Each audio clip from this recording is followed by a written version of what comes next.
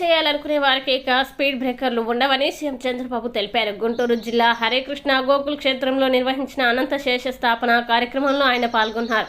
వెంకటేశ్వర ఆలయ నిర్మాణంలో భాగంగా ఇక్కడ అనంత శేష స్థాపన చేశారు. ఈ సందర్భంగా చంద్రబాబు మాట్లాడుతూ మంచి చేసేవారందరికీ ఆంధ్రప్రదేశ్ చిరునామాగా ఉంటుంది. మంచి చేసేవారంతా ఏపీలో ఇక ముందుకు రావాలి. అక్షయ పాత్ర స్ఫూర్తితో అతి త్వరలో అన్నా క్యాంటీన్లు ప్రారంభిస్తాం. హరేకృష్ణ సంస్థ దైవ సేవతో పాటు మానవ సేవని సమానంగా చేస్తుంది. ఆధ్యాత్మికత ద్వారా వచ్చే మానసిక ఆనందం లేకపోతే ముందుకెళ్లలేం. దైవత్వాన్ని అందరిలో పెంపొందించేలా అక్షయ పాత్ర అంతర్జాతీయ అధ్యక్షుడు మధు పండిత్ కృషి చేస్తున్నారు. 50 మంది ఐఐటి పట్టభద్రులు సేవా కార్యక్రమాల్లో పాల్గొనడం సంతోషకరం. ఆధునిక సాంకేతికతని అందిపుచ్చుకుంటూ ఆధ్యాత్మిక సేవల్ని కొనసాగించాలి. వెంకటేశ్వర స్వామి దయతోనే బాంబు పేలుల నుంచి బయటపడ్డ ప్రపంచానికి సేవలందించే అవకాశం కోసమే నాకు తిరిగి ప్రాణభిక్ష పెట్టారు. పేదరికంలోని సమాజ నిర్మాణమే అందరి నినాదం కావాలని చంద్రబాబు తెలిపారు. చిన్నప్పటి నుంచి వస్తారు, చదువుకున్న తర్వాత ఎవరున్నారు చూస్తే ఆశ్చర్యం కలిగించే విధంగా హరే కృష్ణ మూవ్మెంట్ లో 50 మంది ఐఐటి గ్రాడ్యుయేట్స్ చేరారు.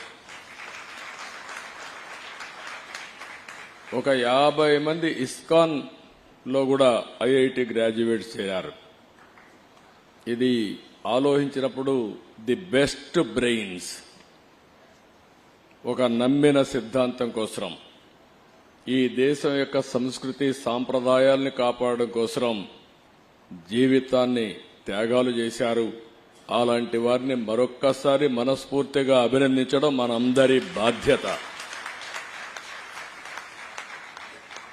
ఈరోజు ఇక్కడికి వచ్చినప్పుడు ఇక్కడి క్షేత్రంలో హరే కృష్ణ గోకుల క్షేత్రం ఇప్పుడే అనంత శేషస్థాపన చేశాం. ఒక మంచి వెంకటేశ్వర స్వామి దేవాలయం. ఇది కూడా ఈ ప్రాంతంలోనే ఒక ప్రతిష్టాత్మకమైన నిర్మాణం జరుగుతుంది. 216 అడుగుల ప్రధాన గోపురం ఇది. ఈ గోపురంలో మనం చూస్తే వెంకటేశ్వర స్వామి రాధాకృష్ణ దేవాలయం నిర్మించడం కోసం తలపెట్టారు. 150 కోట్ల రూపాయల వ్యయంతో ఈ దేవాలయాన్ని నిర్మాణం చేయబోతున్నారు. అయితే ఇక్కడ మనందరం కూడా గుర్తుపెట్టుకోవాల్సింది, ఇది ఒక ఆధ్యాత్మిక కేంద్రం, సామాజిక సాంస్కృతి కేంద్రం కావాలని మనస్ఫూర్తిగా ఆకాంక్షిస్తున్నా. నాకు అనిపిస్తుంది ప్రార్థనాలయాలు ఏ మతమైనా కావచ్చు, కానీ ఇవి కానీ లేకపోతే ఇప్పుండే జైళ్లు చాలవు. నేరాలు ఘోరాలు విపరీతంగా పెరిగిపోతాయి. ఇంకొక పక్క హాస్పిటల్ కూడా చాలవు. చాలా మెంటల్ హాస్పిటల్ కూడా కట్టాలి అప్పుడు, మామూలు హాస్పిటలే కాదు.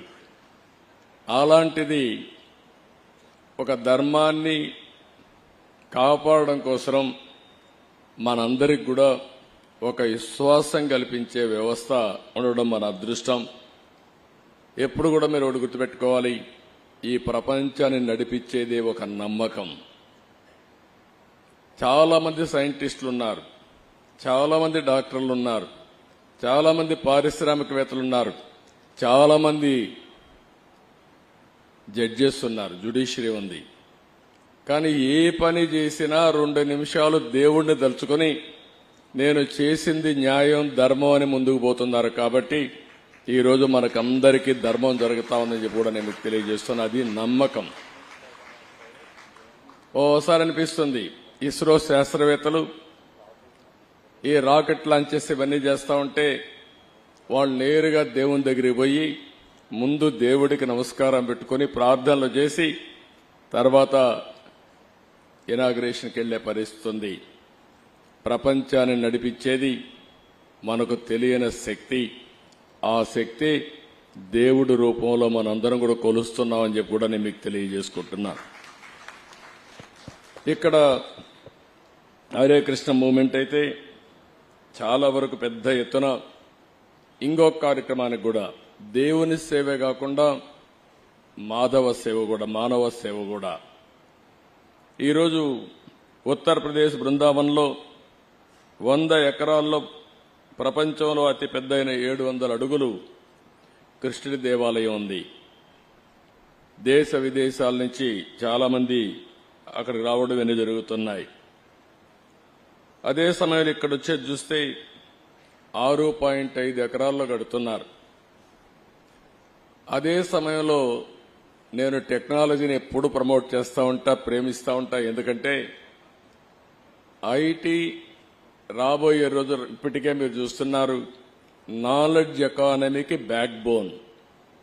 ఎవరైతే ఐటీని అడాప్ట్ చేసుకుంటారో వాళ్ళకందరికి కూడా బ్రహ్మాండమైన భవిష్యత్తు ఉంటుంది. ట్రాన్స్పరెన్సీ కానీ, అకౌంటబిలిటీ కానీ, స్పీడీనెస్ కానీ. ఇప్పుడు ఐటీ ఏ స్టేజ్కి పోయిందంటే ఆర్టిఫిషియల్ ఇంటెలిజెన్స్కి వచ్చేసాం.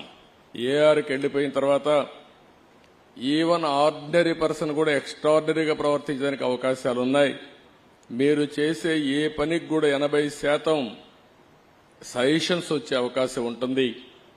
అలాంటి ప్రతిష్టాత్మకమైనటువంటి టెక్నాలజీలో ఓసారి నాకు కూడా గర్వకారణం. నేను 25 సంవత్సరాల కంటే ముందు దీన్ని ప్రమోట్ చేస్తే ఈరోజు ప్రపంచంలో అన్ని దేశాల్లో ఇండియన్స్ వెళ్లారు. వాళ్ళల్లో 30% తెలుగు వాళ్ళు ఉన్నారంటే ఒక తృప్తి, మనం చేసిన పని ఫలితాలు వచ్చాయని. భారతదేశంలో ఉండే యువత మనకు ఒక అదృష్టం. ఏదైతే టెక్నాలజీ ఫస్ట్ మూవర్ అడ్వాంటేజ్ తీసుకున్నాం, ఇంకొక పక్కన ఏదైతే యువత రావడం విండ్ఫాల్ గెయిన్ గా వచ్చింది, ఈ రెండు డెడ్లీ కాంబినేషన్ కింద మన యువత ప్రపంచంలో బ్రహ్మాండమైన ఆంటర్ప్రెన్యూర్స్ గా తయారయ్యారు.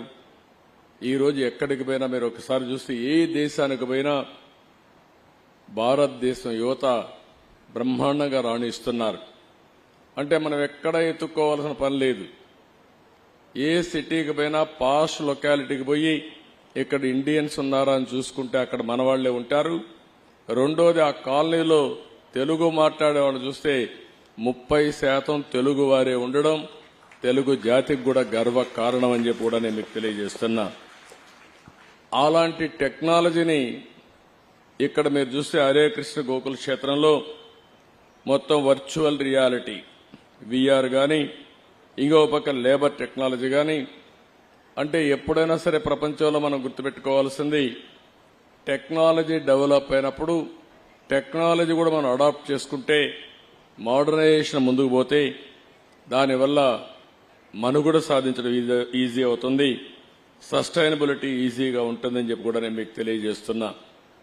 నేను ఎప్పుడు వెంకటేశ్వర స్వామి మా ఇంటి కులదైవం. మా ఇంట్లో నుంచి నేరుగా చూస్తే మంగాపురం సైడు గోపురం అక్కడంతా కూడా 3 నామాలు కనబడుస్తూనే ఉంటాయి. ఇంట్లో నుంచి పైన ఎక్కి చూస్తే తిరుమలలో ఉండే 3 నామాలు ఇంటి దగ్గర నుంచి చూసే అవకాశం వస్తుంది. నేను నమ్మిన దేవుడు, నమ్ముతున్న దేవుడు, నేను ప్రార్థించే దేవుడు వెంకటేశ్వర స్వామి అని చెప్పి కూడా నేను మీకు తెలియజేస్తున్నా. ప్రతిరోజు ఒక 2 నిమిషాలే నేను ఒకటే కోరుకుంటాను, దండం పెట్టుకొని 1 నిమిషం ప్రార్థన చేసి, ఇప్పుడు ఒకసారి చూస్తే నాకు ప్రాణ భిక్ష పెట్టింది కూడా వెంకటేశ్వర స్వామి. అదొక మిస్టరీ కూడా. 2003లో నా మీద 23 క్లేమోర్ మైన్స్ ని బ్లాస్ట్ చేస్తే సాక్షాత్తు వెంకటేశ్వర స్వామి నాకు ప్రాణభిక్ష పెట్టాడు. ఏదో చెయ్యాలని ఆ రోజు నన్ను కాపాడాడు. అలాంటి వెంకటేశ్వర స్వామిని నేను ప్రార్థించేది, నాకు శక్తి, సామర్థ్యాన్ని, తెలివితేటలు ఇవ్వండి. ప్రపంచంలోనే తెలుగు జాతి నెంబర్ 1 జాతిగా ఉండడానికి ఆశీర్వదించండి. ప్రపంచంలోని ఇండియన్స్ అందరూ కూడా గ్లోబల్ సర్వీసెస్ అంటే ప్రపంచంలో ఉండే ప్రజలకు సేవలు అందించే అవకాశాన్ని కల్పించండి. ఈ దేశంలో పేదరికం లేని సమాజం, అందుకే ఇటీవల నేను మాట్లాడుతున్నా జీరో పావర్టీ. మనందరి బాధ్యత. సమాజం మనకి ఇవన్నీ ఇచ్చింది. ఈరోజు నేను ఒక ముఖ్యమంత్రిగా ఉన్నా, రమణ గారు former chief justice of India అయినా, లేకపోతే వేదిక పైన ఉండే పెద్దలు కొంతమంది మంత్రులైనా, ఇక్కడికి ఉండేవాళ్లు వివిధ రంగాల్లో బ్రహ్మాండంగా రాణిస్తున్నా, ఇది మనకు సమాజమే ఈ అవకాశం ఇచ్చింది. అలాంటి సమాజంలో పేదరికాన్ని, అందుకే నేను ఒక స్లోగన్ తీసుకున్నా, zero poverty nation, zero poverty state, zero poverty village మనందరి బాధ్యత కావాలి.